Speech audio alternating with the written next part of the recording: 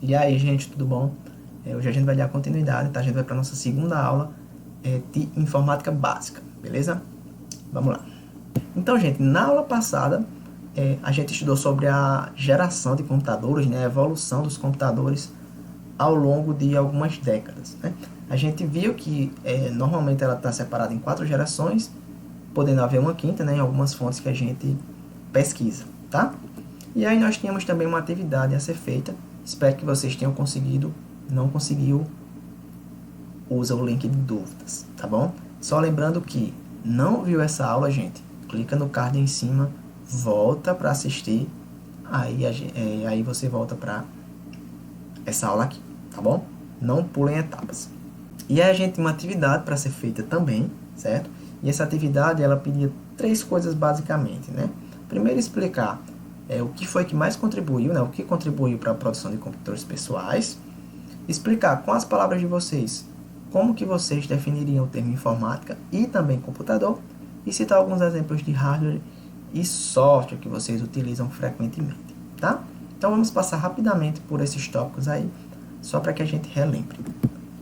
Com relação aos computadores pessoais, a gente viu que essa evolução, né, essa geração de computadores foi o que mais contribuiu, principalmente quando a gente teve o surgimento dos circuitos integrados em larga escala, que são esses chips que possuem vários transistores em um pequeno circuito, né, de silício, e isso permitiu que os computadores ficassem bem menores mesmo, né, de forma que desse para que cada pessoa pudesse ter o seu em casa, tá? Então, isso contribuiu bastante para o surgimento desses computadores pessoais.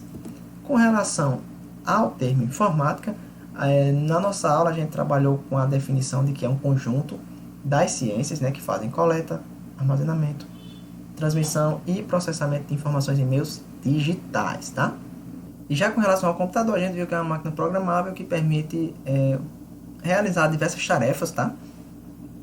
A partir de alguns comandos que nós especificamos para ela, tá? Lembrando, a gente faz isso a partir de programação, né? Assim? E por fim, vocês iriam falar sobre quais são os hardwares e quais são os softwares que vocês costumam utilizar no dia a dia, né? Lembrando que hardware é a parte física, né? Os periféricos do computador, etc. E o software, aquilo que é digital, né? A parte lógica, programas, sistema operacional e tudo mais, tá? E aí, na aula de hoje, a gente vai estudar sobre um desses softwares, tá? A gente pode dizer que é o principal software do nosso computador, tá bom? Que é o sistema operacional, certo? O sistema operacional, a gente pode dizer que ele é um programa que serve para gerenciar todos os outros programas do computador e também para realizar a comunicação, fazer a comunicação entre o software e o hardware do computador, tá? Entre hardware e hardware, a gente pode dizer assim, entre todos os componentes que formam o computador e também entre os programas e esses componentes físicos, né? Entre o hardware do computador. Na aula de arquitetura de computadores, a gente estudou o modelo de Von Neumann. Se não lembra, clica no card aqui, volta lá para a aula, beleza? Lá a gente viu que existe, né, essa comunicação dentro do computador, entre processador, entre memória principal, memória secundária, memória cache, enfim, existe a comunicação entre vários componentes, tá? E também entre o software, né? Quando a gente executa um programa, todos esses componentes do computador, esse hardware, ele entra em funcionamento para fazer o processamento das nossas informações, tá? E o sistema operacional, ele é um dos responsáveis por fazer com que isso aconteça, tá? A gente pode dizer que ele gerencia, de fato, tudo que acontece dentro do computador. Tanto que quando a gente vai desenvolver programa, aplicativo, jogos, a gente faz isso para um sistema operacional específico, tá? Porque ele precisa que esse programa, ele precisa conseguir se comunicar com esse programa, tá? Por isso que a gente tem que fazer ele de forma específica para esse sistema operacional, tá bom? Então, e se não existisse sistema operacional? Será que a gente conseguiria utilizar o computador da forma que a gente utiliza?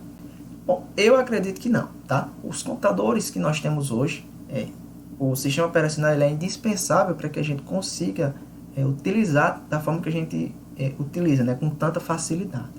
Nós vimos na aula onde a gente falou sobre as gerações dos computadores, que logo no início não existia sistema operacional, né? Então, vamos dizer assim, o sistema do computador ele era comandado a partir de válvulas, o encaixe de fios, para que todo o processo, né, os cálculos fossem sendo executados, tá? Hoje não, hoje a gente tem um mouse, tem um teclado, tem um touch, né? A gente pode utilizar vários recursos para fazer a manipulação da nossa máquina, tá? E o sistema operacional é o software responsável por facilitar isso, tá certo? É graças ao sistema operacional que a gente consegue utilizar essas funções do computador de forma tão fácil, tá?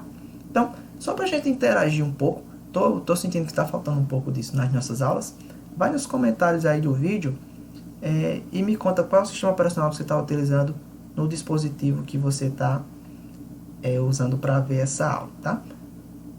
Se você está no computador, fala que é um computador, qual é o sistema que está usando, está em um smartphone, um tablet, algum dispositivo móvel?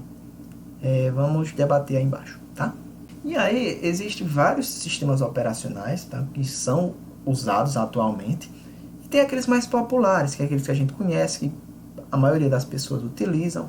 Tem uns que são menos usados, mas que mesmo assim são bem conhecidos, tá? Então a gente vai ver uns rapidamente, só para que a gente possa entender melhor o que é um sistema operacional e qual é aquele que a gente costuma utilizar na nossa máquina, tá certo?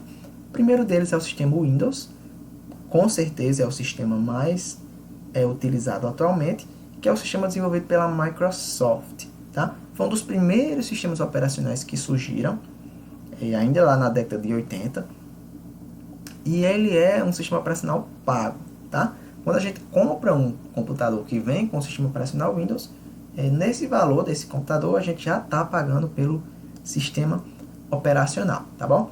Tanto que às vezes a gente compra computadores com outros sistemas operacionais como o Linux, que a gente vai ver daqui a pouco.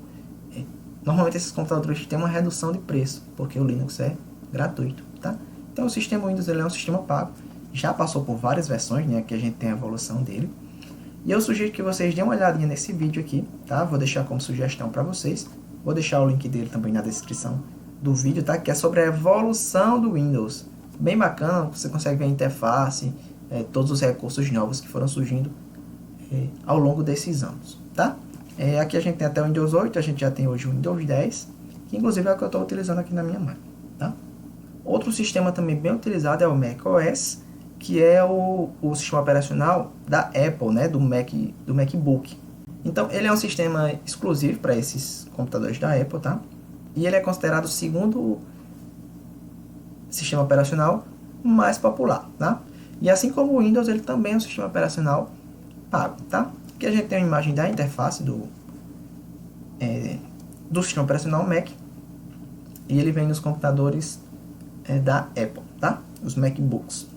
Outro sistema bem utilizado, porém gratuito, é o Linux. Hoje ele tem uma comunidade muito grande, né? Pessoas que colaboram para construir, vamos dizer assim, esse sistema operacional. E por que eu falo em comunidade? Ele é geralmente esses programas gratuitos, né? Hoje a gente tem uma comunidade muito grande do que a gente chama de sistemas de código aberto, tá? Ou open source. Vocês também podem ver essa nomenclatura, certo? Que é a nomenclatura dele na língua inglesa. Sistemas de código aberto, programas de código aberto, são aqueles programas que permitem que pessoas peguem aquele programa, peguem o código mesmo, a programação, certo? Aquelas linhas de código, assim como a gente vê na disciplina de lógica de programação, e modifique ele, tá? Por exemplo, aqui a gente vê algumas variações que o Linux possui, tá? Tem Linux Ubuntu, o Kubuntu, Xubuntu, Fedora, ou seja, tem vários tipos de sistema operacional que são baseados em Linux, tá? Um deles é o que a gente utiliza na escola, que é esse da imagem, é o Linux educacional, tá? Então, o sistema de código aberto ele permite que eu faça a minha própria versão desse sistema operacional e distribua em larga escala, tá? Claro, tem algumas restrições, alguns permitem que eu pegue o código, mas não comercialize, por exemplo, outros já permitem que eu faça essa comercialização. Então, é uma comunidade que está se expandindo bastante, né? E a ideia de código aberto também está se popularizando bastante e vários programas têm essas características, certo? Então, esses 3 sistemas, eles são os sistemas mais populares, sistemas operacionais mais populares para desktop, vamos dizer assim, computadores de mesa, notebooks, certo? No caso é o Windows, o macOS e o Linux, tá? E aí a gente tem também aqueles que a gente utiliza nos dispositivos móveis, que são tablets, smartphones, etc. Tá? Que são os sistemas Android e o sistema iOS. Tá? O sistema Android ele é mais popular, tá? E o iOS ele é utilizado nos dispositivos iPhone. Tá? Antigamente o iOS ele era chamado de iPhone OS. Tá? No caso, sistema operacional iPhone. Certo? E aí hoje se chama simplesmente iOS, tá? Então, os mais populares, né, para dispositivos móveis são Android e o iOS, certo? Só lembrando que a função do sistema operacional em um dispositivo móvel é a mesma que em um computador de mesa, certo, gente? A diferença é que são sistemas diferentes, vamos dizer assim, né? Cada um tem uma função a cumprir para determinado dispositivo, certo? E aí pode surgir a dúvida, mas será que só existem esses sistemas operacionais que a gente utiliza? E a resposta é não, tá?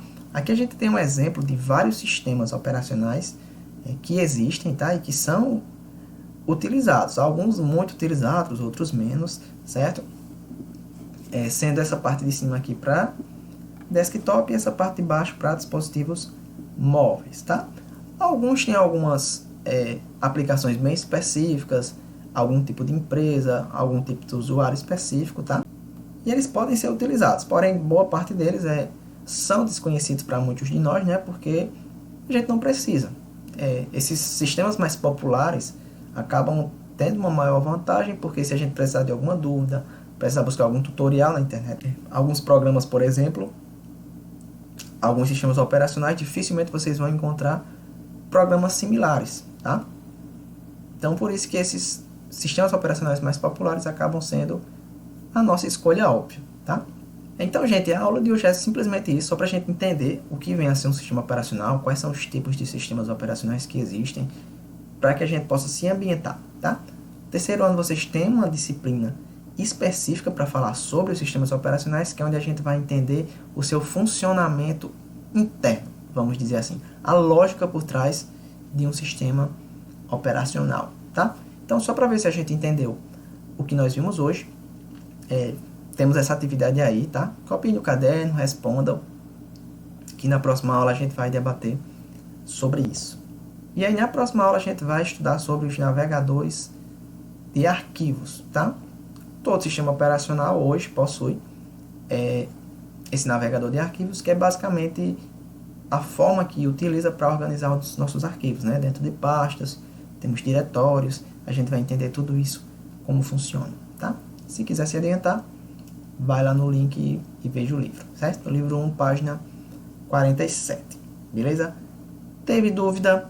Deixa no link que está aí na descrição, tá bom? Então a gente se vê na próxima aula. Valeu!